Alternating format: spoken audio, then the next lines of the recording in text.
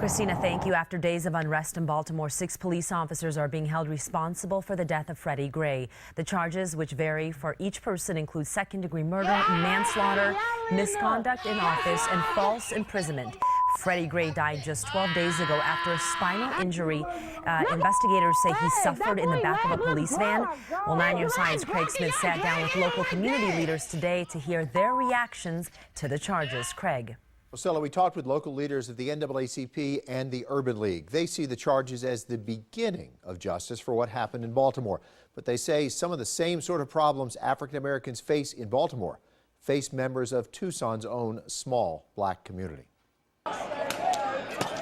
People in Baltimore say what happened there is more than a reaction to a death in police custody. It's a reflection of the feeling that minorities are not treated fairly. The African American community in Baltimore is much larger than it is in Tucson, but Tucson's Urban League president says the community here sees many of the same problems. Anytime you have disparities in the criminal justice system, disparities on, especially in our schools, discipline, how African American kids are disciplined, it's still real. So can something like this happen in Tucson? Maybe. The inability to get a good job can be part of the frustration.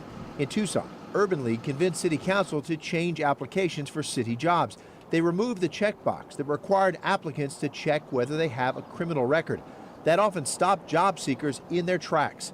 Now hiring managers can learn more about a job seeker before they decide if an ex-con is gone straight and worth taking a chance on. And they still go through background checks, and you know, of course, someone who is a sex offender would not work with children, so there are the obvious things. But everyone still goes through the background check, but at least on the application, it is not a barrier.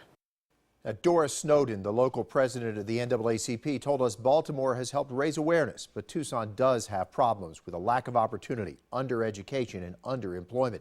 She did say Tucson's police chief has been working hard on the relationship between TPD and the community.